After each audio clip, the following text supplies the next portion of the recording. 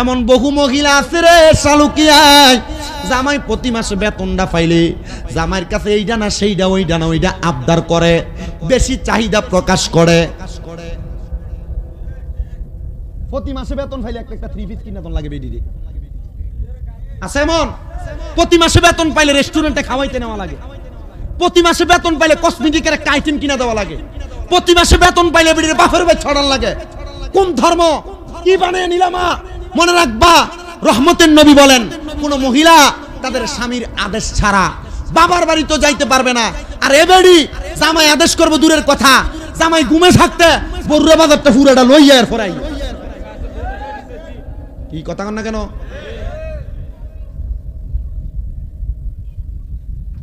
রাহমাতুল্লিল আলামিন নবী ডাক দিয়া বলে কোন মহিলা যেন তাদের স্বামীর কাছে উচ্চ বিলাসী না হয়, বেশি না চায়। কেন গো, কেন না চাই? কারণটা অন্য কোনো কিছু না, কারণ স্বামী তার দায়িত্ব অনুযায়ী মহিলার দায়িত্ব পালন করবে। তবে হ্যাঁ, কোন জামাই যদি কিপটা হয়, বেরিয়ে তোমরা তোমার জামাই যদি তোমাদের চাহিদা মোতাবেক মোটামুটি ভালো খাবারও না খাবায়, জামাইয়ের পকেটে টিয়া চুরি করেও জায়েজ আছে। যদি ফতুয়ার কথা কয় কে দিছে, তবে স্বামীম রাজা কইছে মহিলারা জামাইয়ের পকেটে টিয়া চুরি করো জায়েজ আছে। কি লেগা? কারণ কি? মহিলা জামাইয়ের পকেটের টাকা নিয়ে তুমি তোমার সংসারের কাছে, তোমার নিজস্ব কোনো কাজে ব্যবহার করবা। তবে সাবধান, এমন অনেক মহিলা আছে স্বামীরটা দিয়া, মানে এক কথায় বাংলা কথা হ্যাঁটা দিয়া ভাইয়ের নাম করে, খাস বাংলা আসেনি? জামাই বিদেশ থেকে টেহা পাঠায়, হেবিডি হেবিডির বাইরে মোবাইল কিনা দেয়। জামাই বিদেশ থেকে টেহা পাঠায়, এবিডি এবিডি এবিডির মারে আর বাপেরে ডাক্তার দেখা। কথা কন না কা? এটা আপনারা কইবেন কিনা জানি না, তবে বিদেশি যারা আছে এরা ঘরের ভিতরে অ্যাভেলেবেল হয়। আর জামাই যদি কয় আমার টেহা দিয়া তুমি তোমার বাইরে কিনে কিল্লা দাও, এবিডির মুখ এটা। কথা কয় না কা? আছে না নাই? বলতেছিলাম মহিলারা উচ্চ বিলাসী আছে না নাই? মা গো একটু মনোযোগ দিয়া শোনো। সুলতান মাহমুদ গজনবী বলেন, আমি যখন জংলায় চলে গেলাম, আমার স্ত্রীরা তার একটা কাজের মহিলা রাখছে, যে মাইয়াটার কাম ছিল আমার স্ত্রীর রাজপ্রাসাদের যে রাজ বিছানা, এই বিছানাটারে সব সময় পরিষ্কার কইরা এটার ভিতরে গোলাপ ফুল ছিড়িয়া দিত। আর এই বিছানাতে আমার স্ত্রী আরামে আরামে ঘুমাইতো। মারহাবা কন? আরামে ঘুমের দরকার আছে, তবে কম।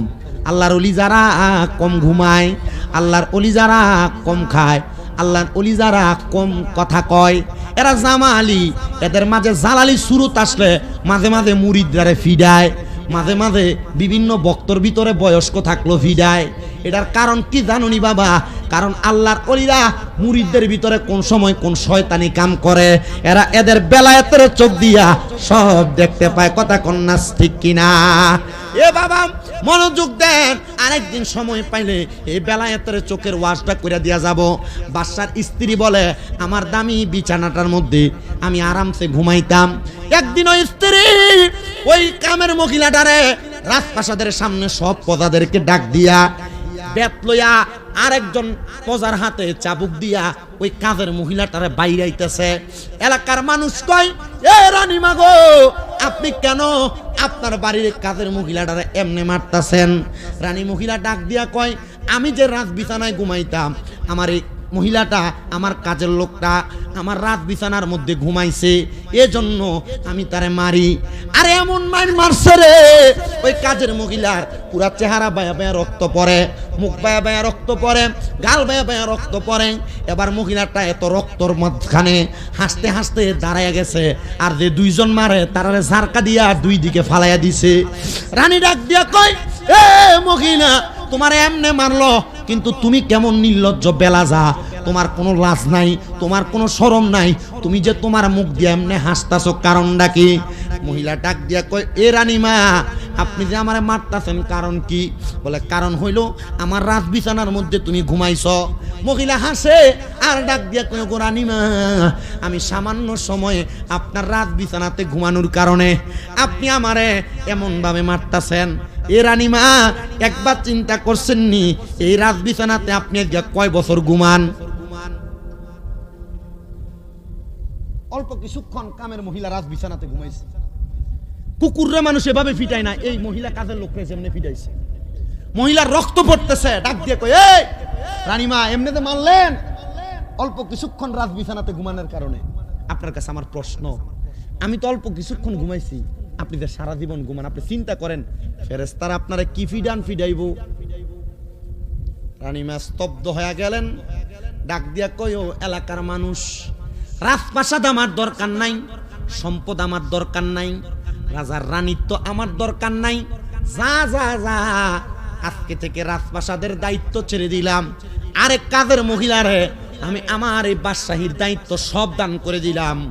যাও রানীমা, আপনার এই কথা আমরা মানতে রাজি না, তবে আমি একটা কথা বলতে পারি গো, আপনি যদি চান এই রাজপ্রাসাদ যেই গজনব এলাকায়, গজনবের গরিব এতিম বেদুইন পোলাপানরা তারা রাজপ্রাসাদের পাশে কত বড় মরুভূমি, মরুভূমির খেজুর গাছের নিচে বৈশা বৈশা পড়ে, আপনি যদি চান এই মরুভূমির ছোট ছোট তলেবুল এলেম গুলারে আপনার রাজপ্রাসাদের মধ্যে ঢুকায়া আপনি এলেম শিক্ষা গ্রহণ করান, আমার মনে হয় গো রানীমা, এরপর থেকে আল্লাহ তাআলা আপনার এই রানীত্বর যে আরাম আয়েশের গুনার কারণে আপনার আযাব দিবে না। রানীমা বলে, যা রে, পুরা গজনব এলাকার যত মানুষ আছে যারা এলেম অর্জন করতে চায়, তারা যেন গজনবের বাদশা সুলতান মাহমুদ গজনবীর রাজপ্রাসাদে আইসা তারা যেন এলেম অর্জন করে, আমার টাকা দিয়া, আমার অর্থ দিয়া। এই জায়গার মধ্যে কত সুন্দর এলেম বিতরণ হয়। আমার দয়ালে নবীজি, আমার মায়ারে নবীজি, আমায় একটু দিদারে দিতে হয়ে যাও রাজি। আমার দয়ালে নবীজি, আমার মায়ারে নবীজি, আমায় একটু দিদারে দিতে হয়ে যাও রাজি। কে যাও তুমি মদিনাতে ও নৌকা মাঝি, কে যাও তুমি মদিনাতে ও নৌকার মাঝি, যার কাছে যাইবা আমরা তাহারে খুঁজি। আমার দয়াল নবীজি, আমার মায়ার নবীজি, আমায় একটু দিদারে দিতে হয়ে যাও রাজি। মদিনাতে শুইয়া কান্দে ওই যে নবীজি, বলেন মদিনাতে শুইয়া কান্দে দয়াল নবীজি, সেই নবীজির দেশে যাইতে মনটা যে রাজি, বলেন সেই নবীজির দেশে যেতে মনটা যে রাজি। আমার দয়াল নবীজি, আমার মায়ার নবীজি, আমায় একটু দিদারে দিতে হয়ে যাও রাজি। আল্লাহুম্মা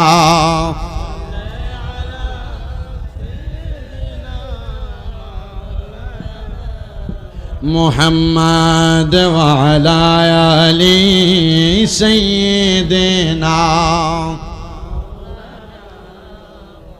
তো নবীজি আমাদের জন্য রউফুর রহিম, শুধু দুনিয়াতে না, কোথায় কথা কই না তো, কোথায় কল না, আখিরাতে কেমনে। নবীর এক সাহাবী আমার নবীরে প্রশ্ন করি, আর রাসূলুল্লাহ, নবী গো, ও দয়ার নবী, আপনি যে আখিরাতে আমাদের জন্য রউফুর রহিম, দয়ালু, নবীজি আপনি কোন জায়গার মধ্যে দয়ালু বলেন না?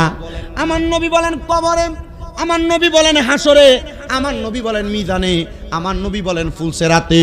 সাহাবীরা ডাক দিয়া কই, নবী গো, আপনার একটা উম্মত যদি মিজানের পাল্লার কাছে বিপদে পড়ে যায়, আপনি বলেন না আপনার ওই উম্মতকে আপনি নবীরে মিজানের কাছে পাইবনি? আমার নবী কয়, নাম, হ্যাঁ অবশ্যই আমার ওই উম্মত আমি নবীরে মিজানের কাছে পাইব। ওই সাহাবী প্রশ্ন করি, ইয়া রাসূলুল্লাহ, আপনার কোন উম্মত যদি ফুলসেরাতের কাছে বিপদে পড়ে যায়, আপনি নবীরে ফুলসেরাতের কাছে পাইবনি?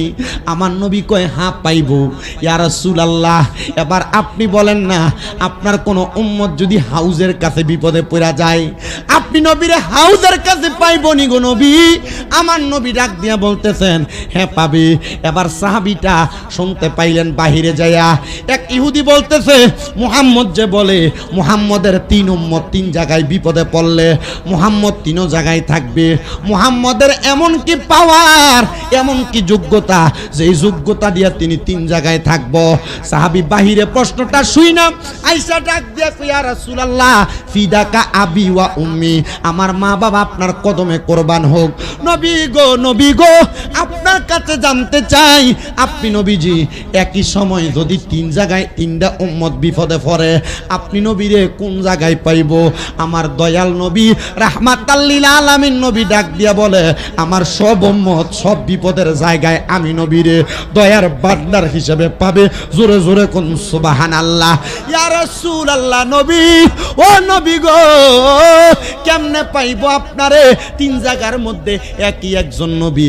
আমার নবী কয়, আমার আল্লাহ তাআলা ক্ষমতা দিছে, আমি নবীর কোন মুমিন উম্মত এমন বিপদে পড়বে না।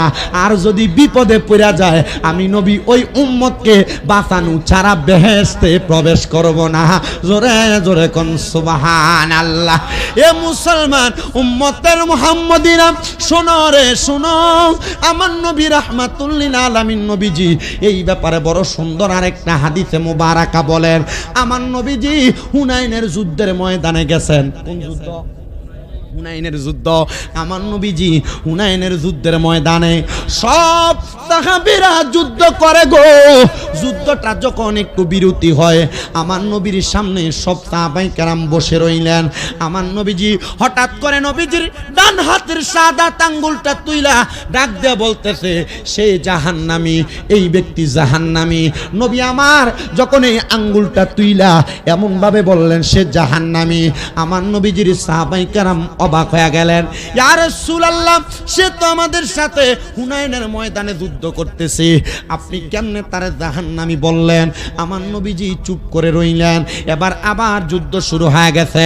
আমার দয়াল নবী রাহমাতুল লিল আলামিন নবীজি নিজেও যুদ্ধ করতেছে, নবী সাহাবায়ে কেরাম যুদ্ধ করতেছে। যুদ্ধ করতে করতে গো যখন রাত্রি হয়ে যায়, সবাই তাদের তাঁবুর মধ্যে ঘুমায়। আর যাকে বলছে নবীজি জাহান্নামী, ওই ব্যক্তি ওই দিন রাত্রবেলা তার তাঁবুর মধ্যে ইন্তেকাল করেছে।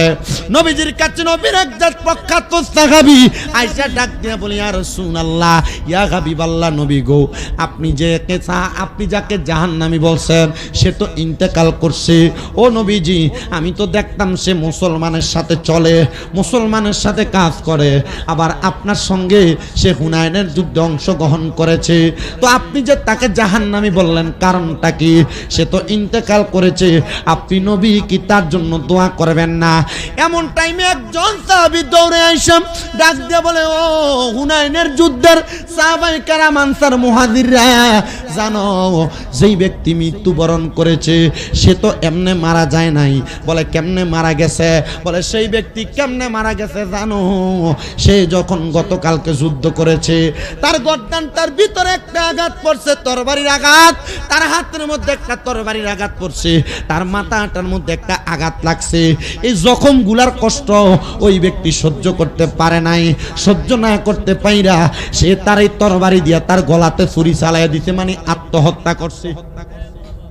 কি করছে? এই বাইরে ওখান থেকে যাও, ওঠো এখান থেকে, যা উঠো, এদিকে বসো, এখানে এখানে বসো, নাইলে যাবো। একজনের কারণে আমার ওয়াজের ডিস্টার্ব, মানে আমরা তো জানেন আমি আজকে একবার আইতেছি এখানে স্টেজটা, এখন আমার লেগে এমন পুরান হয়ে গেছে আপনাদের ঘরের মানুষের মতো, ঠিক না? এই পুরাতন, কিন্তু আমার সিস্টেম, আমি আজকে আমার যে মসজিদে জুমা পড়াই, আমি ইচ্ছা মতো ধমকাইছি, ইচ্ছা মতো।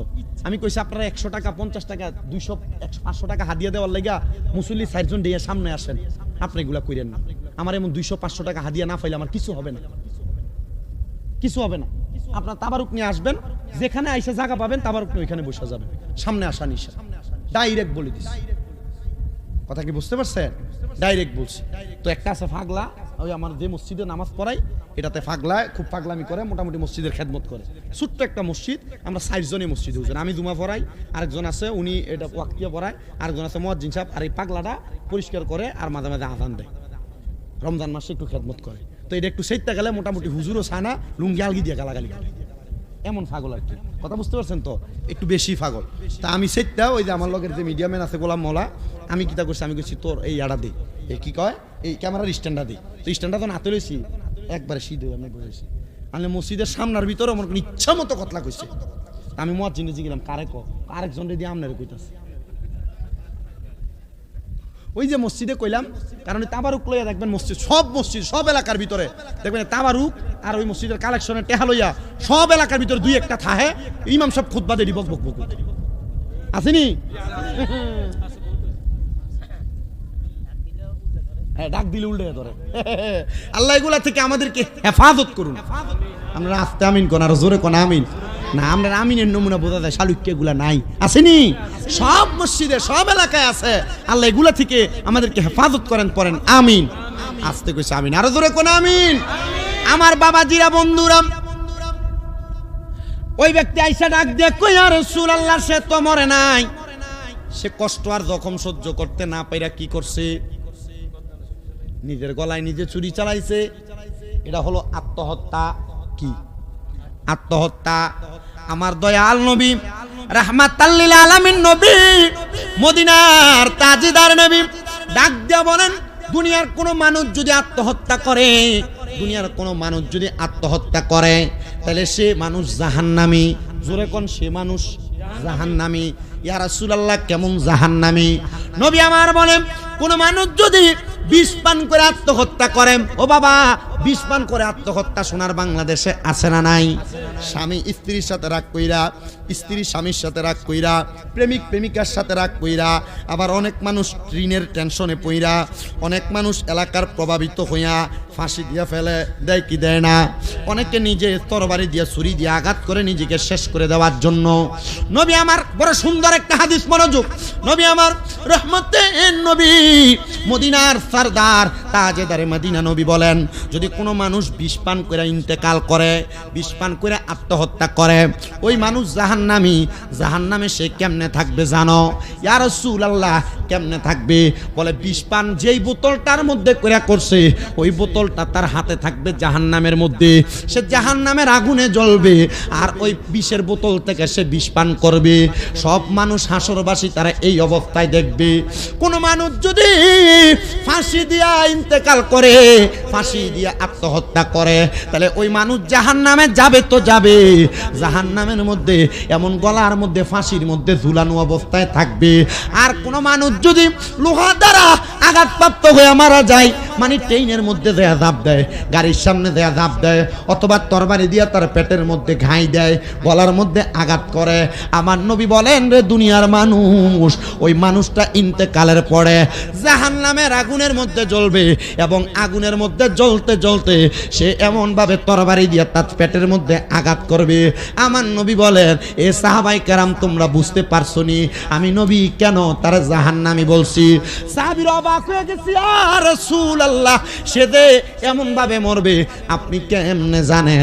আমার নবী কয়, তোমরা কি জানো না আমার আল্লাহ তাআলা আমি নবীকে গায়েবের খবর দেনেওয়ালা বইলা পাঠাইছে? জোরে জোরে কন্যা সুবহানাল্লাহ। আরে গায়েবী খবর দেনেওয়ালা এলো রে মক্কায়, গায়েবী খবর দেনে এলো রে মক্কায়, যাহার নাম শুনিলে চমকে উঠে দিল বেকারার হয়ে যায়, নাম শুনিলে চমকে উঠে দিল বেকারার হয়ে যায়, গায়েবী খবর দেনেওয়ালা রে মক্কায়, গায়েবী খবর দেনেওয়ালা এলো রে মক্কায়। আসসালামু আলাইকুম সালাম হাবিবে খোদা, আমরা তোমার পাগল গোলাম না করো যোদা, এই যার নাম শুনিলে চমকে উঠে, নাম শুনিলে চমকে উঠে দিল বেকারার হয়ে যায়, গায়েবী খবর দেনেওয়ালা এলো রে মক্কায়, গায়েবী খবর দেনেওয়ালা। সাহাবায়ে কেরাম কান্দে, ইয়া রাসূলুল্লাহ আপনি তাকে জাহান্নামী বলছেন, তার মানে নবী নবী ও দয়ার নবী গো, তাহলে আমরা জান্নাতি না জাহান্নামী আপনি নবী জানেন? একবার কন্যা গো নবী, আমরা কি জান্নাতি না জাহান্নামী? নবী কয়, এত সাহাবায়ে কেরাম এক লগে জিগায়, যদি কই জান্নাতি তাহলে জান্নাতের লাইসেন্স যেহেতু নবীর জবান দিয়ে ভাইয়া দেব, তখন যদি গুনাতে লিপ্ত হয়, কথা কয় না, কথা কয় না। নবীজি বলেন, আমার সব উম্মত জান্নাতি। মারহাবা কয় না? কোন উম্মত জান্নাতি? নবী কয় আমার সব উম্মত জান্নাতি, তবে যারা আত্মহত্যা করে না, যারা নিজে ইচ্ছা করে শত্রুর সামনে যায় না। কিন্তু আমাদের এটা একটা হাদিস হযরতে কায়েস রাদিয়াল্লাহু তাআলা আনহু বর্ণনা করে, আমার নবীজি বলতেছেন তোমরা কখনো নিজে ইচ্ছা করে তোমাদের শত্রুর সামনে যাও না। আর আমরা সমাজে কারোর সঙ্গে যদি চা দোকানে গালাগালি আর তর্কাতর্কি হয়, এ বাড়িতে যাইয়া উনাফানা করে, তার ফুতাইতে জিঙ্গায় কাপনি কিলে কাপজাপ করেন কেন, ওই অমুকের সাথে একটু ঝগড়া হয়েছে, এবার তার ফুতায় বাই বাতি গা লইয়া এক লগে লাঠি ছোড়া লইয়া বাইর হয়। আপনারা বলেন এমন বেতাল করিন না বেড়াই তো আলা এই সমাজে আসেনি? হ্যাঁ, বাংলাদেশে আছে না নাই? আছে, বহু আছে। আমার নবীজির প্রখ্যাত হাদিস বিশারদ হযরতে কায়েস রাদিয়াল্লাহু তাআলা আনহু বলেন, আমার দয়াল নবী রাহমাতুল লিল আলামিন নবীজি এই কথাটা যখন বলতে লাগলেন, আমি আমার নবীজির জবান মোবারকের কথার সাথে মিলাইলাম। ইয়া রাসূলুল্লাহ, কি হবে? বলে কোন মানুষ যদি একজন আরেকজনের সঙ্গে দ্বন্দ্ব করতে যায়, মারামারি করতে যায়, মারা যায়, ওই ব্যক্তিও জাহান্নামী। কি ওয়াজ কি ভাল লাগতেছে না? গজল কয়ে সময় পার করতাম? যদি কোন যে গজল কইতাম কইয়া শেষ করলাম, আর যদি কোন যে কিতা মাঝে মাঝে আইতাম না জিকিরও দেখি মাঝে মাঝে দরবারের যে স্টেজে আপনি জিকির করেন মারহাবা, আল্লাহ কবুল করো, কোন আমিন। আস্তে কয় আর জোরে কোন আমিন। ও বাবা, গভীর মনোযোগ দিয়া শুনবেন। খোশবাসের ফিসা হুজুর আসলে হুজুরে বসে একটু জিকির কইরা আজগা, অন্যদিন সারি আজগা সারি নাই, কারণ আল্লাহ বলি তো যত কিছুই হোক আমি দেখছি এবার আর অনেক কিছু আলহামদুলিল্লাহ আল্লাহ তাআলা দিছে আমার কাছে। অনেকে বরুড়া এলাকার ধরেন যে আলেম এক কই যে তুমি যে প্রত্যেক বারবার হুজুরের দরবারে এবার এনে যাও, এবার এই বিয়ে আছে আমি আড়ে তুমি আমি খারে বেটা তো বিয়ে আমি নইছে না। 2020 সাল পর্যন্ত সোজা ছিল, এমন রেয়াজত করছে, করতে করতে বিয়ে হয়েছে আলহামদুলিল্লাহ। কন্যা কেন? অনেক কিছু আছে এবং তরিকতের অনেক সবক, অনেক কিছু। এর আগে যত বছর আইছি বৃষ্টি ছিল এবং এডি ভিজা ছিল, এবছর আলহামদুলিল্লাহ আছে না? এই যে কয়দিন আগে হুজুরের এনে 31 না 30 আগস্ট মাহফিল হইল, চারিদিকে মেঘ, এবার এনে মেঘ নাই। আজব বিষয়। তা আপনারা এটা এটা এটা এই শালুকিয়া এলাকার মানুষের ভালো গুণ যে দোয়া করার জন্য একজন আল্লাহর খাস বান্দাকে আপনারা রাখেন, এটা ভালো গুণ। এটা কি গুণ? ভালো গুণ। আমরা ফুসকা মানুষ, ছোট মানুষ, আমরা যখন বুড়াও এসব মানুষ আমরা দিয়ে দোয়া করিব, ওনার আমরা দিয়ে দোয়া না, কি না দোয়া না, তবু মানুষ ডাকে যাওয়া লাগে, তবে ওয়াজ একটু দেরি হবে, অসুবিধা হইব আপনারা। এই নাম নাকি এবার ইয়ানি সিয়াম না আবিদ? ওয়াজ একটু দেরি হইব, অসুবিধা হইব। বিরিয়ানি কিতা দিয়ে কষ্ট, গরু না মুরকা দিয়ে? গত বছর না গরুর টিয়া দিলাম, তখন গরুর টিয়া তুলছিলাম, দিছে না? হ্যাঁ, আমি এইটা বুঝি। বরুর এলাকাত বহুত জায়গাত গেলে বিচার দেয় যে হুজুর গরুর টিহা তুলে দিয়ে দেন 10 কেজি করে লেহা মারহাবা ফাটি, এরপর টিহা দেয় না। এমন সিটিং মার্কা দানকারী আছে না নাই? নামের শেষে কি সুন্দর লাগে, বিশিষ্ট দানবীর, কিন্তু সিটার কথা কয় না কা? আমরা কন্যা কেন ঠিক না বেঠে? এবছর যারা লেহাইবেন বালা বুঝা লেহাইয়েন, দিতেন ভালো লেহাইয়েন, না দিতেন ভালো দরকার নেই। গরুর গোস্ত কেটা কেটা দিবেন আগামীবার, একটু 4-5 জন মিলে যান, এক মন হইলে চলবে। অনার খুঁজলাম না। আল্লাহর হাবিব বলেন কেউ যদি মারামারি করতে যায় মারা যায়, কি করতে যায়? এটা কি জান্নাতি না জাহান্নামী? নবী কেমন জাহান্নামী? ওই এদেরকে হাসরের ময়দানে অন্যান্য জাহান্নামীদেরকে জাহান্নামের মধ্যে আনন্দ দেওয়ার জন্য তাদেরকে এমন মারামারি লাগায় দেওয়া হবে। কেন? কারণ কি? বলে তারা এমন মারামারি করছে। তো নবী আপনি যে বললেন আপনার উম্মতগুলা জান্নাতি, তাহলে আপনি নবীর কাছে জানতে চাই আপনার এমন অনেক উম্মত আছে যারা মারামারি করতে দেয়া মরে না, তারা শরীরের মধ্যে আঘাতপ্রাপ্ত হয়, তাহলে তাদের অবস্থা কেমন হবে? এবার এই ব্যাপারে আমার নবী আরেকটা হাদিস বলেন। হযরতে খাব্বাব রাদিয়াল্লাহু তাআলা আনহু হাদিস বর্ণনা করে, মারহাবা কোন মারহাবা।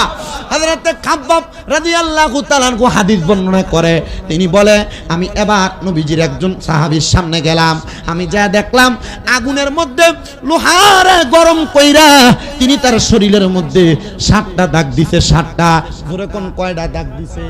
লোহাটারে আগুনে গরম কইরা 7টা দাগ দিছে। আমাদের সমাজে এমন অনেক পোলাপান আছে যারা পীড়িতের সম্পর্কে লিপ্ত হইয়া, একজন মেয়ের সঙ্গে অবৈধ সম্পর্কে লিপ্ত হইয়া বেলির দিয়ে হাত পোষায়।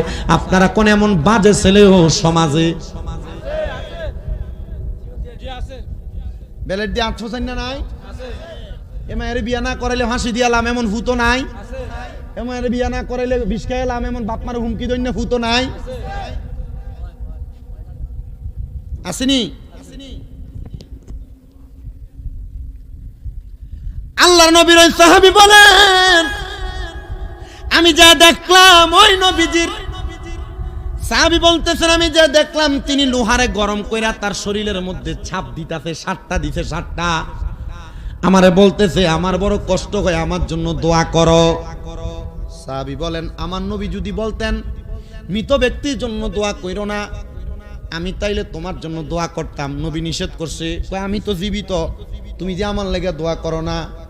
আমার নবীর ওই সাহাবী ডাক দিয়া কয় নবী বলছেন কোন মানুষ যদি দুনিয়ার কষ্টে থাইকা, বিপদে থাইকা, মুসিবতে থাইকা, অভাবে থাইকা, দুনিয়া থেকে বিদায় হওয়ার জন্য শরীরের মধ্যে কোনো ছুরি দিয়া, শরীরের মধ্যে কোনো গরম রড দিয়া, শরীরের মধ্যে কোনো কাঞ্চি দ্বারা আঘাত করে, সে আসলে মৃত, সে জীবিত না, সে জীবিত না, সে মৃত।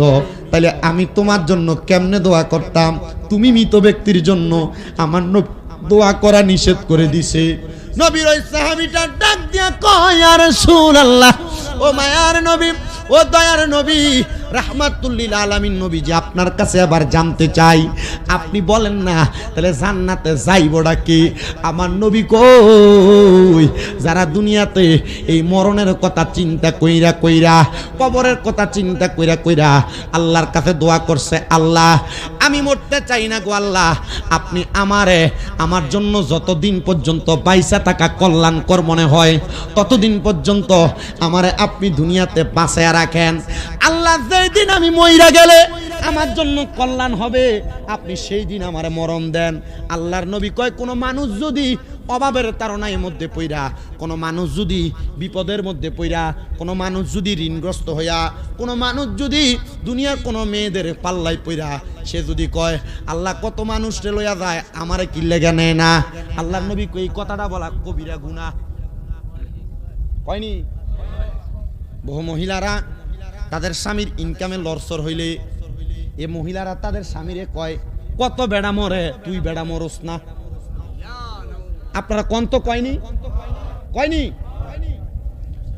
বহু মা বোনেরা তাদের সন্তানেরা এমন গজব দেয় যে কত মানুষ অ্যাক্সিডেন্ট করে, তুই কেন করস না? এটা কবিরা গুনাহ। আল্লাহর নবী বলেন কোন মানুষ যেন নিজে তার মৃত্যু কামনা না করে। কি কামনা? আব্বা এই যে বয়স্ক আব্বা, বয়স হয়েছে না, কম না বেশি? ও তোমার বয়স যখন পড়বে বাটি, সঙ্গী হবে বাঁশের লাঠি, কিছু কিছু কম শুনবি তুই কানে। ওরে বল কমিবে হাতে পাই, পেশারে মাথা ঘুরাই, ছোট অক্ষর দেখিবি না নয়নে নিরঞ্জনে, দিবে তোরে দুজকের আগুনে কন্যা, পূর্বে তোরে দুজকের আগুনে নিরঞ্জনে, দিবে তোরে দুজকের আগুনে, বলেন দিবে তোরে দুজক নিরঞ্জনে, দিবে তোরে দুজকের আগুনে। ওরে গায়ের জোরে বললে কথা, নবীর প্রাণে লাগে ব্যথা, চিরদিন তুই থাকবি না ভুবনে কন্যা, চিরদিন তুই থাকবি না ভুবনে নিরঞ্জনে, দিবে তোরে দুজকের আগুনে কন্যা, দিবে তোরে দুজকের আগুনে নিরঞ্জনে, পূর্বে তোরে দুজক। আমার মুসলমান ইমানদাররা, বয়স যদিও বেশি হয়, অসহ্য লাগে, রাত্রবেলা ঘুম হয় না, আছে না বহুত মুরব্বীরাও আটকা মাইজরিতে ঘুম ভাঙ্গা যায় আর চোখ লাগে না। আমি বহুত মুরব্বীরা দেখছি রাতটা মাহফিল করে বাড়ির দিকে ঢুকি 3টা 3:30 লাঠি বট দিয়ে দিয়া মসজিদে যায়। কি তো এত রাত কেমন একা একা বাড়িছেন ফুরে গেলে কিতা কইরাম না, তুই ঘুমাইয়ে না, যারা কিতা কইরাম ঘুমাইয়ে না। আমি বললাম কারণ কি? কি কইরাম মন কালা মসজিদে আল্লাহ বিল্লাহ কইরাম। আমি কই যে সময় আল্লাহ বিল্লাহ করণের সময় দিলা ওই সময় করছো না, অন কালা যে আল্লাহর ডাইকা নামাইলিবা। এমন সিটার মার্কা মুরব্বী এলাকায় কম না বেশি? যে মুরব্বী এখন নমাজ ধরছে, এতদিন পর্যন্ত বাই বাতি যারা জমি দখল করছে, কি এমন মুরব্বী বহুত আছে। এখন নতুন করে নমাজি হয়েছে, সারা জীবন সুদ খাইছে।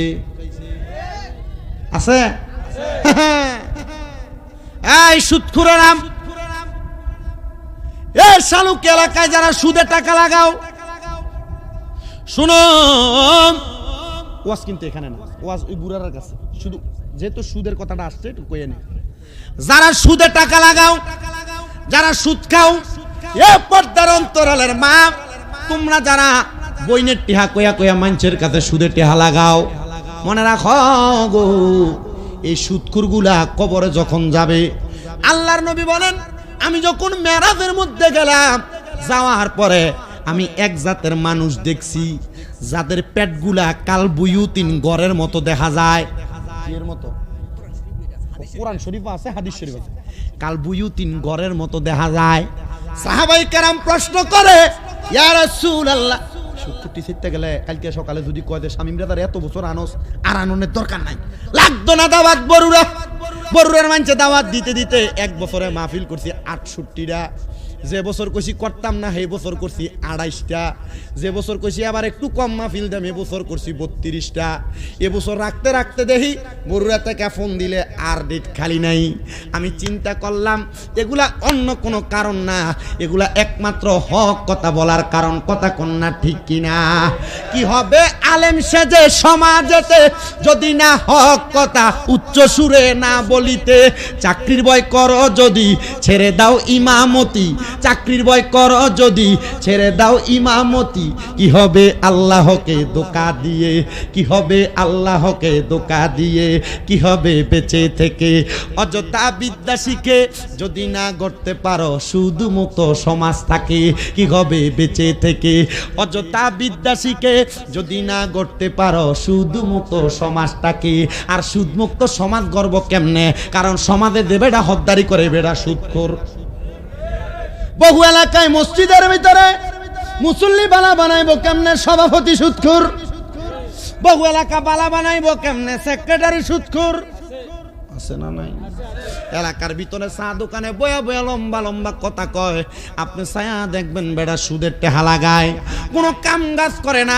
যদি জিগাই আপনি যে কোনো কাম কাজ করেন না, চলেন কেমনে? কয় আল্লাহ চালায়। আল্লাহ কেমনে চালায় জানেন?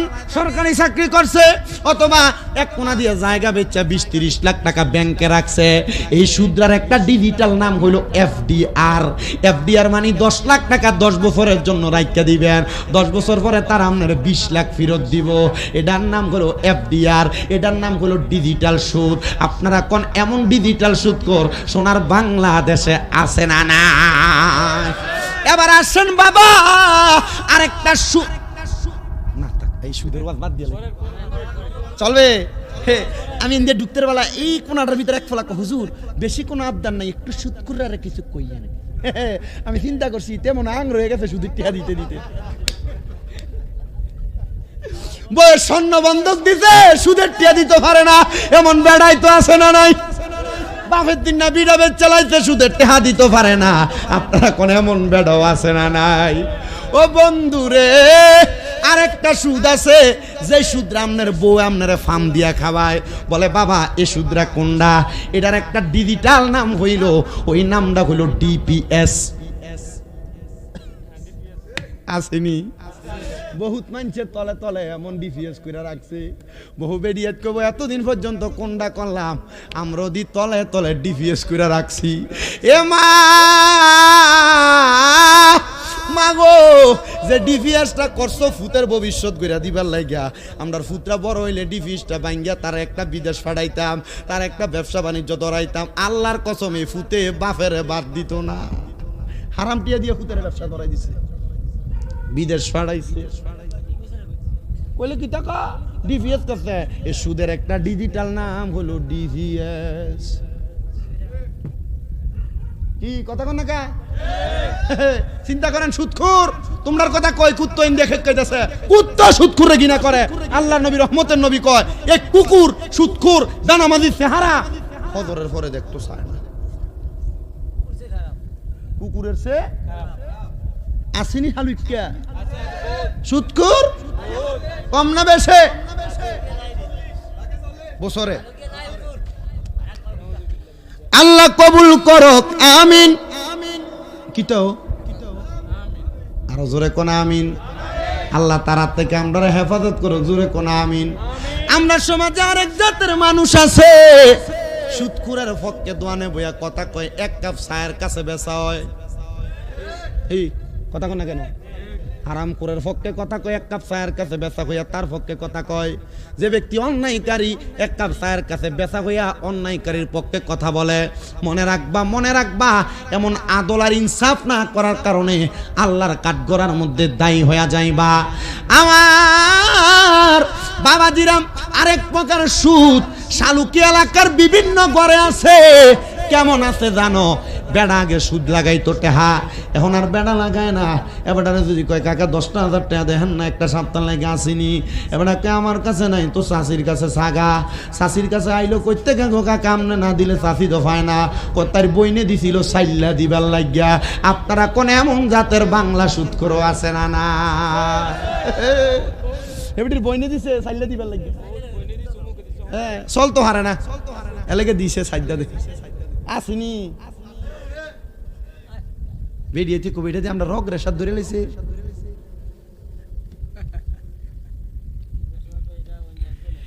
এ বাবা, আমরা জগন্নাথপুর ইউনিয়ন পরিষদের এক চেয়ারম্যান ছিল মামুনুর রশিদ। মামুন আমলিক করতো তো এলাকা পলান্তি। তো এবারের কাছে আমার মনে আছে, আমি আমার একটা মাদ্রাসা করা লেগে অনুমোদন লেগে গেছে। এবার আমার ধমক দিছিল। কি লেগে গেছেন আপনি? আপনি এ বয়সে মাদ্রাসা করবেন করতে? টিয়া ফান কো, টিয়া ভাই কো। এবার তো জানেন আমি তো প্রত্যেক রাতে 30-40-50 হাজার এটা কি এটা বোঝে? বুঝছে না যে আমার ধমক যে আমি আর কিছু কইছি, আমি বইয়ে রইছি। আমি চিন্তা করলাম উজ্জিতার মতো বইয়ে থাকলে অনুমতি রানি কোনো রকম পাই যায়। বইয়া পর এই টাইমে এক বেরিয়েছে, চেয়ারম্যান সাহেব এই যে স্টেমডি অমুকে আমার থেকে টিয়াটা লয়ে গেছিল। এ টিয়াটা দেয় না, ক ইয়া টিয়া কি সুদে নিছিল? কহ কামটা আমার ভাল লাগছে। আর চেয়ারম্যানের সুদে নিছিল? কহ কত নিছিল? 4 লাখ নিছিল। আমার সামনে কইতাছে ইয়া সুদে দিছিল নি কয়েক মাসে, 2 বছর চালাইছে, 2 মাস চালাইছে, এরপর তার টিয়াটা দেয় না। সত্য কথাই কইতাছে বেডি। তো চেয়ারম্যানে কয় ইয়া ওই লাখে কত? কয় ওই 1,30,000 কইরা। কত দিছিল? 4 লাখ। তাইলে 3-4 12 1,20,000 টিয়া বছরে সুদ। তাইলে 2 মাস দিয়ে এরপর আর দেয় না। তো তুমি তো এটা লাভের লেগে দিছিলা, লাভের লেগে ব্যবসা করলে লস হয়, বাদ দছি। বিচার কি আছে না গেছে? কথা কয় না, আছে না গেছে? যেটি সুদের টিয়া লাগায় এর থেকে টিয়া লইবা হাওলাত বিচার আসেনি? কথা কয় না কা আছে? ওই কো আছে বলে সুদের বুদ্ধি বিচার আছে বেটা। হ্যাঁ ভিডা এইটা ঠিক আছে, শাবাশ। মুত্তাকের বাদ বেদ দিয়ে আমার বাবাজিরাম আরেকটা সুদখোর। 3টা তো হয়ে গেছে না? তো আরেকটা তো সুদখোর, এটা স্বাভাবিক। আমরা সই দেখেন কোন রকম করে করে চলে। আছে না এমন সুদখোর? আমরা এলাকাতে আছে একটা, নামাজও পড়ে। একটা না 2টা আছে, আমি যদ্দূর জানি 5 ওয়াক্ত করে। তা আমার কাছে আপনার কি কষ্ট হইবে? কোনো কথার মতো কইতেছি আর কি, বিষয়টা অনেক লম্বা। আছে এমন বহুত সুদখোর আছে, তাহাজ্জুদ পড়ে, কান্দে, দোয়ার কোয়ালে দাগ লাগাইলিছ নোয়াজি। কি ভিডিওটা ফিটবো এদের আশেক না একটা গান লিখছিল না সুরে সুরে, যে আজান দিলে সবার আগে মসজিদে যায়, আবার মসজিদের বাইরে এসে সুদের টাকা খায়। নামাজ হইল না রে তোর, নামাজের লইলি না খবর। ওরে ধরলি নামাজ, পড়লি নামাজ সারা জীবন, বড় নামাজ হইল না রে তোর, নামাজের লইলি না খবর। নামাজ তুমি ধর্ম জানো, চুরি তোমার পেশা, এমন নামাজ কবুল হবে কেমনে করলাই আশা। নামাজ হইল না রে তোর, নামাজের লইলি না খবর। এবার নামাজও পড়ে, টুপিটা বড়া দিয়া পকেটে লইয়া বাইরে সুদের টিয়ার হিসাব করে। আসেনি? আচ্ছা, তা আমার কাছে বিচার দিছে কাকা, তার থেকে আমি টিয়া লইছিলাম 5 লাখ। লোনের পরে তে আমারে এই সুদের টিয়া বাড়তে বাড়তে বাড়তে বাড়তে এখন টি হইছে 12.5 লাখ। কত বাড়ছে? 7.5 লাখ টাকা। আমি কইলাম তুই কাকা তার টাকা দিতে পারি না দেখে চিন্তা করলাম আরেক বছর যদি বাড়ে তাহলে এটার টাকা তো আরো বাড়বো। তা আমি চিন্তা করলাম বাপের দিনে বিডাটা আছে, এটা বেচালাই যা বেসন যা বেচা, তার টেহাটা দিয়ে অল্প কিছু টিয়া দিয়ে খেত ফাতরের ভিতরে যাই 1-2 জায়গা কিনে ঘর করে দেখতাম। আমি বললাম তুই ভালোই তো কথা, টিয়া লাইবেন সুদের থেকে মুক্ত হইবেন। ও কাকা ইয়া জায়গাটা বেচা বেটা ডাক দিয়ে কইলাম এও ভাই আপনার 12.5 লাখ টিয়ার মতো সুদের টিয়া হয়েছে, আমি আপনার 10 লাখ টিয়া দিই, ইয়া আপনি আমার এটা মাইনা জানগা তখন কাকা তে আমারে উত্তর দিছে ইয়া এই সুদের টিয়াতে তোর থেকে আমি 2.5 লাখ টাকা কম লমু কবরে গেলে কি আল্লাহ আমার একটা বাড়ি কমাইয়া দিব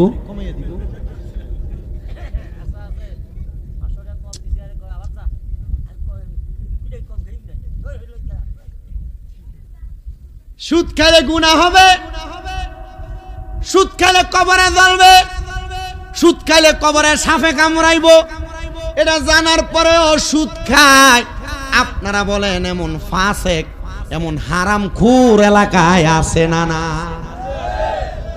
আমার এই ওয়াজটাই বেটা হইনা লাইছে এই যে ওয়াজটা করছিলাম ওই আপনারা ইন্ডিয়া হরিপুরের এই সাইড দিয়ে আগানগর এই ওয়াজে করছি বেটা শুনছে মিন্নে এরপরের থেকে আর বেটা আমার পক্ষে কথা কই না এলাকা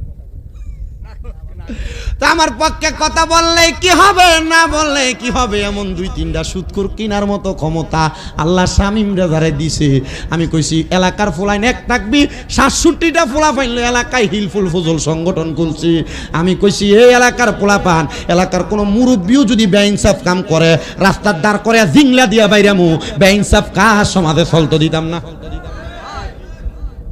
এরপর থেকে মসজিদের কমিটি ভাঙার পরে 5 আগস্টের পরে ফলাইনে ক আমনে সভাপতি হয়ে জানগা মসজিদে আমি কই তোরা আমারে আরো বেজ্জুতিকরণের আরেকটা লাইন খুলছ আমার সভাপতির দরকার নাই মাঝে মাঝে টিয়া পয়সা লাগলে লইয়া যাইও তোমরা সভাপতি হইয়া মসজিদ পরিচালনা করো কই যারা সভাপতি বানাইছে এত মসজিদে টিয়া মাইরা খাইলা মসজিদে টিয়ার হিসাব দেয় না এমন জাত সিজার মসজিদের কমিটি বহুত আছে মসজিদের টাকার হিসাব দেয় না এই কথা বলেন না কেন আছে না নাই আল্লাহ এমন মূর্খগুলা থেকে আমাদেরকে হেফাজত করেন আর মিয়া এমন বহু ভালো মসজিদ কমিটি আছে যার কাছে সপ্তাহ দিন তাই হাঁটা যেমনে ফেসাইয়া দেয় এ বাংতি সাংতি ফরের বার সপ্তাহে এই ফেসাই না টিয়াটা লই আই এমন বালা কমিটিও আছে কথা কন না কেন মারহাবা কোন যেমনে দিছে এমনি ফিরে রইছে আলহামদুলিল্লাহ কোন না আলহামদুলিল্লাহ তো যেই কথা বলতেছিলাম সুদ যারা খায় আমি সুদের লেভেলটা কই দিলাম সুদ যারা খায় নবী কয় মেরাজে যাওয়ার পর জাহান্নামে দেখছি তারার পেটগুলা কাল বুয়ুতিন ঘরের মতো ইয়া রাসূলুল্লাহ এই ঘরের মতো পেটওয়ালা মানুষগুলার অবস্থা কেমন আমার নবী কয় কেমন শোনো ইয়া রাসূলুল্লাহ কয়াদের পেটের মধ্যে বড় বড় সাপ আর বিচ্ছু তাদের কলিজাতে এমন ভাবে কামড় দেয় তারা চিৎকার করে কেউ তারা বাঁচায় না তারা সন্তান দূরে দাঁড়ায় আফসোস করে তার স্ত্রী দূরে দাঁড়ায় আফসোস করে সে বলে সন্তান এ সুদের টাকা ঘুষের টাকা পরের হকের টাকা তোমারে খাওয়াইছি তুমি আমার জন্য একটু সুপারিশ করো আল্লাহর নবী কয় তখন ওই সন্তান আর স্ত্রী বলবে আমাকে বিবাহ করার কারণে আপনার হক ছিল আমারে খাওয়ানো সন্তান বলবে আমারে জন্ম দেওয়ার কারণে আপনি বাবার হক ছিল আপনি আমারে খাওয়ানো আপনি কই থেকে খাওয়াইছেন আপনি জানেন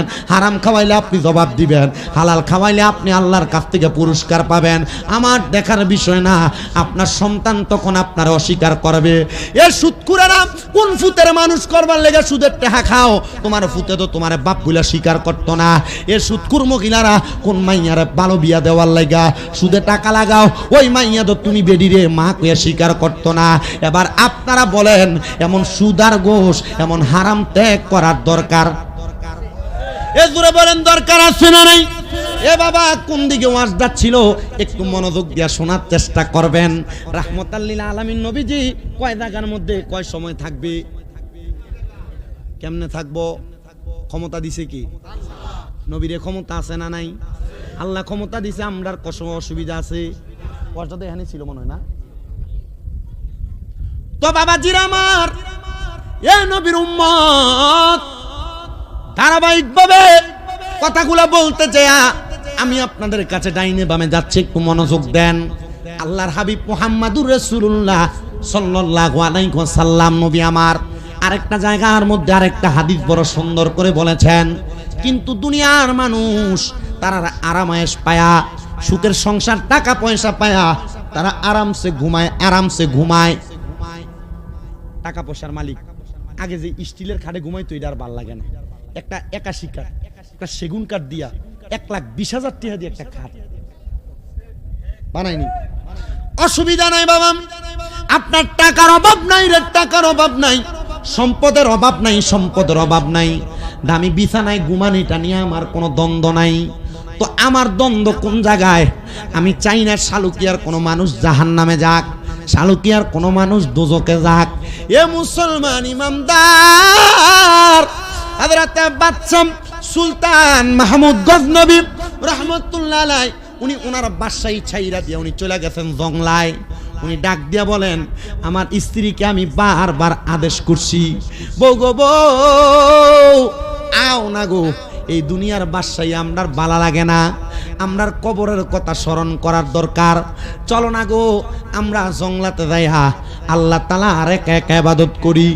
সুলতান মাহমুদ গজনবীর স্ত্রী বলেন, এ স্বামী, এত বড় রাজপ্রাসাদ ছাইরা আমি যাইতে পারবো না, আমার কাছে রাজপ্রাসাদটাই ভালো লাগে। এমন বহু মহিলা আছে রে শালুকিয়ায়, জামাই প্রতি মাসে বেতনটা পাইলে জামাইয়ের কাছে এইটা না সেইটা ওইটা না ওইটা আবদার করে, বেশি চাহিদা প্রকাশ করে। প্রতি মাসে বেতন পাইলে একটা একটা থ্রি পিস কিনা তো লাগে বেডিরে আছে এমন। প্রতি মাসে বেতন পাইলে রেস্টুরেন্টে খাওয়াইতে নেওয়া লাগে, প্রতি মাসে বেতন পাইলে কসমেটিকের একটা আইটেম কিনা দেওয়া লাগে, প্রতি মাসে বেতন পাইলে বেডিরে বাপের ভাই ছড়ার লাগে। কোন ধর্ম কি বানিয়ে নিলামা? মনে রাখবা, রহমতের নবী বলেন, কোন মহিলা তাদের স্বামীর আদেশ ছাড়া বাবার বাড়ি তো যাইতে পারবে না। আর এ বেডি জামাই আদেশ করবো দূরের কথা, জামাই ঘুমে থাকতে বড়ুয়া বাজারটা পুরাটা লইয়া এর ফরাই। কি কথা কন না কেন?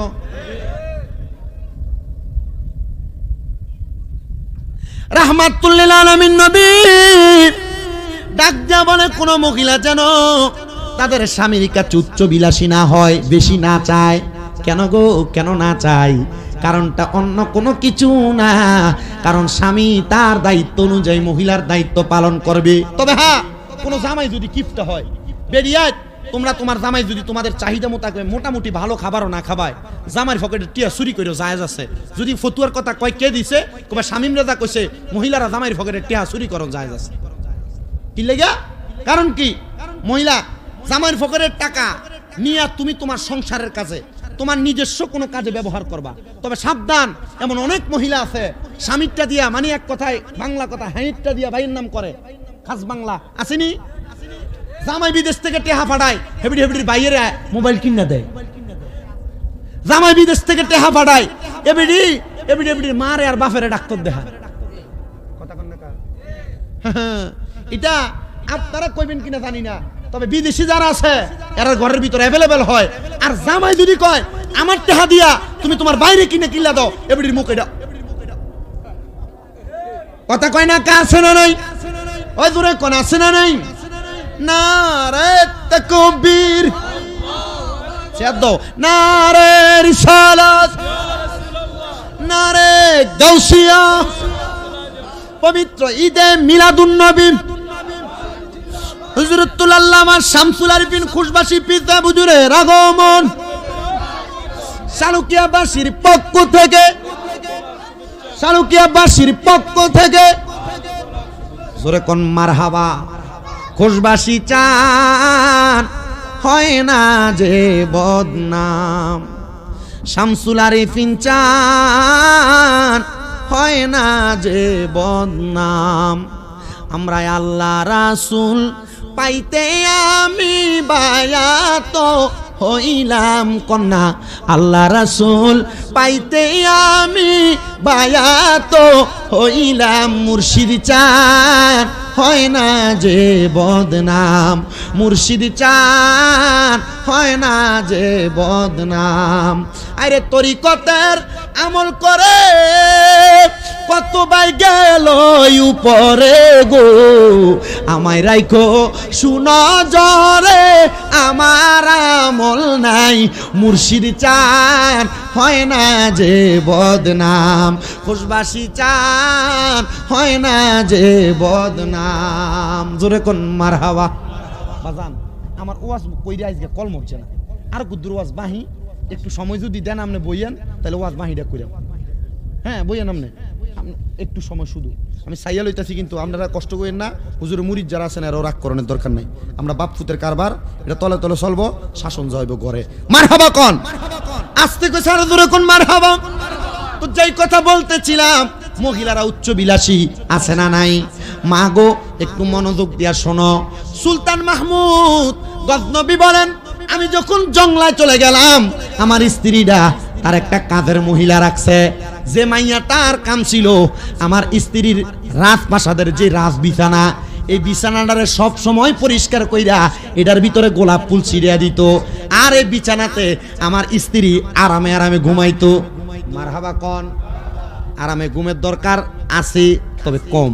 আল্লাহর ওলি যারা কম ঘুমায়, আল্লাহর ওলি যারা কম খায়, আল্লাহর ওলি যারা কম কথা কয়, এরা জামালি, এদের মাঝে জালালি সুরত আসলে মাঝে মাঝে মুরিদদারে ফিডায়, মাঝে মাঝে বিভিন্ন বক্তর ভিতরে বয়স্ক থাকলো ফিডায়। এটার কারণ কি জানুনি বাবা? কারণ আল্লাহর ওলিরা মুরিদদের ভিতরে কোন সময় কোন শয়তানি কাম করে, এরা এদের বেলায়েতের চোখ দিয়া সব দেখতে পায়। কথা কন্যা ঠিক কিনা? এ বাবা মনোযোগ দেন, আরেকদিন সময় পাইলে এই বেলায়েতের চোখের ওয়াশটা করে দিয়া যাব। বাদশার স্ত্রী বলে, আমার দামি বিছানাটার মধ্যে আমি আরামসে ঘুমাইতাম। একদিন ওই স্ত্রী ওই কামের মহিলাটারে রাজপ্রাসাদের সামনে সব প্রজাদেরকে ডাক দিয়া বেত লইয়া আরেকজন প্রজার হাতে চাবুক দিয়া ওই কাজের মহিলাটারে বাইরে আইতেছে। এলাকার মানুষ কয়, এ রানীমা গো, আপনি কেন আপনার বাড়ির কাজের মহিলাটারে এমনি মারতাছেন? রানী মহিলা ডাক দিয়া কয়, আমি যে রাজ বিছানায় ঘুমাইতাম, আমার এই মহিলাটা, আমার কাজের লোকটা আমার রাত বিছানার মধ্যে ঘুমাইছে, এজন্য আমি তারে মারি। আরে এমন মারছে রে, ওই কাজের মহিলার পুরা চেহারা বায়া বায়া রক্ত পড়ে, মুখ বায়া বায়া রক্ত পড়ে, গাল বায়া বায়া রক্ত পড়ে। এবার মহিলাটা এত রক্তর মাঝখানে হাসতে হাসতে দাঁড়ায় গেছে, আর যে দুইজন মারে তারারে ঝারকা দিয়া দুই দিকে ফালাইয়া দিছে। রানী ডাক দিয়া কয়, এ মহিলা, তোমার এমনে মারলো, কিন্তু তুমি কেমন নির্লজ্জ বেলাজা, তোমার কোনো লাজ নাই, তোমার কোনো শরম নাই, তুমি যে তোমার মুখ দিয়ে এমনি হাসতাছো, কারণটা কি? মহিলা ডাক দিয়া কয়, এ রানীমা, আপনি যে আমারে মারতাছেন কারণ কি? বলে, কারণ হইল আমার রাত বিছানার মধ্যে তুমি ঘুমাইছ। মহিলা হাসে আর ডাক দিয়া কয়, গো রানীমা, আমি সামান্য সময়ে আপনার রাত বিছানাতে ঘুমানোর কারণে আপনি আমারে এমন ভাবে মারতাছেন। এ রানীমা, একবার চিন্তা করছেন নি এই রাত বিছানাতে আপনি কয় বছর ঘুমান? অল্প কিছুক্ষণ কামের মহিলা রাত বিছানাতে ঘুমাইছে। কুকুররা মানুষ এভাবে ফিটায় না, এই মহিলা কাজের লোকরা এমনি ফিটাইছে। মহিলার রক্ত পড়তেছে, ডাক দিয়ে কয়, এই রানীমা, এমনিতে মারলেন অল্প কিছুক্ষণ রাত বিছানাতে ঘুমানোর কারণে। আপনার কাছে আমার প্রশ্ন, আমি তো অল্প কিছুক্ষণ ঘুমাইছি, আপনি যে সারা জীবন ঘুমান, আপনি চিন্তা করেন ফেরেশতারা আপনারা কি ফিডাইব? রানীমা স্তব্ধ হয়ে গেলেন, ডাক দিয়া কয়, ও এলাকার মানুষ, রাজপ্রাসাদ আমার দরকার নাই, সম্পদ আমার দরকার নাই, রাজার রানীত্ব আমার দরকার নাই, যা যা যা, আজকে থেকে রাজপ্রাসাদের দায়িত্ব ছেড়ে দিলাম, আরেক কাজের মহিলারে আমি আমার এই বাদশাহীর দায়িত্ব সব দান করে দিলাম। যাও রানীমা, আপনার এই কথা আমরা মানতে রাজি না, তবে আমি একটা কথা বলতে পারি গো, আপনি যদি চান এই রাজপ্রাসাদ যে গজনব এলাকায়, গজনবের গরিব এতিম বেদুইন পোলাপানরা, তারা রাজপ্রাসাদের পাশে কত বড় মরুভূমি, মরুভূমির খেজুর গাছের নিচে বৈশা বৈশা পড়ে, আপনি যদি চান এই মরুভূমির ছোট ছোট তলেবুল এলেম গুলারে আপনার রাজপ্রাসাদের মধ্যে ঢুকায়া আপনি এলেম শিক্ষা গ্রহণ করান, আমার মনে হয় গো রানীমা, এরপর থেকে আল্লাহ তাআলা আপনার এই রানীত্বর যে আরাম আয়েশের গুনার কারণে আপনার আযাব দিবে না। রানীমা বলে, যা রে, পুরা গজনব এলাকার যত মানুষ আছে যারা এলেম অর্জন করতে চায়, তারা যেন গজনবের বাদশাহ সুলতান মাহমুদ গজনবীর রাজপ্রাসাদে আইসা তারা যেন এলেম অর্জন করে, আমার টাকা দিয়া, আমার অর্থ দিয়া। এই জায়গার মধ্যে কত সুন্দর এলেম বিতরণ হয়। এ বড়ুরা শালকিয়ার আমার মুরব্বী আব্বা, এলাকার মধ্যে প্রতি বছর বছর ঈদে মিলাদুন্নবী ফাউন্ডেশনের উদ্যোগে মিলাদুন্নবীর মাহফিল হয়। এই মাহফিলে ওলামায়ে কেরামের জবান দিয়া কয়েকটা কথা হয়, ওলামায়ে কেরামের জবান দিয়া কয়েকটা বক্তব্য হয়, যে বক্তব্য দিয়া মানুষ হেদায়েত হয়, যে বক্তব্য দিয়া মানুষ হেদায়েতের পথে চলে, যে বক্তব্য দিয়া মানুষ তাদের কলিজা ঠান্ডা করে। আসেননি রে বাবা, আগামী বছর এই বক্তব্যের একটা মাঠ হয়ে যাবে। একজন শুধু হাতটা বাড়াইয়া বলবেন, হুজুর মাহফিলের প্যান্ডেলটা করার জন্য যেই টাকাটা লাগে, আমার মা কবরের বাসিন্দা, কেমন আছে জানি না, আল্লাহ তাআলা যেন এই জান্নাতের বাগানের প্যান্ডেলটা কইরা দেওয়ার কারণে আমার মার কবরটারে জান্নাতের বাগান কইরা দেয়। এই দোয়া চাইয়া প্যান্ডেল করতে যে টাকাটা লাগে এই টাকাটা দিবা। কত লাগে প্যান্ডেল করতে? 10,000 টাকার মতো। একজন যদি থাকেন প্যান্ডেলটা করে দিবেন। আছেন নাকি একজন বাবা, আপনার বাপ মা আপনার জায়গা জমি কিনা দিছে, আপনার বাপ মা আপনার বাড়ি দিয়া গেছে, আপনার বাপ মা আপনার সম্পদ দিয়া গেছে, কিন্তু তারা মাত্র 3.5 হাত 7-8 বাই 2 হাত একটা কবরে শুয়ে রয়েছে। যদি আপনি জান্নাতের বাগানের প্যান্ডেলটা কইরা দেন, আমি দোয়া করমু আল্লাহ যেন আপনার আব্বা আম্মার কবরে জান্নাতের বিছানা বিছাইয়া দেয়।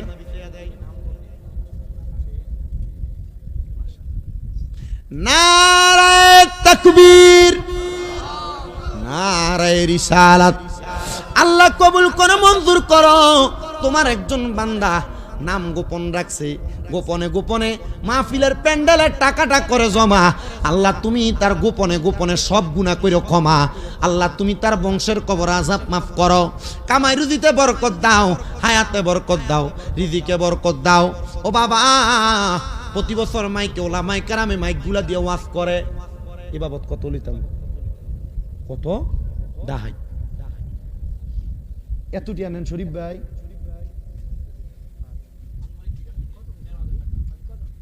মানে মায় কি স্পিকার কত খামডা করছে? আচ্ছা 10-20 হাজার লই দুইজন, এটির ভিতরে পোস্টার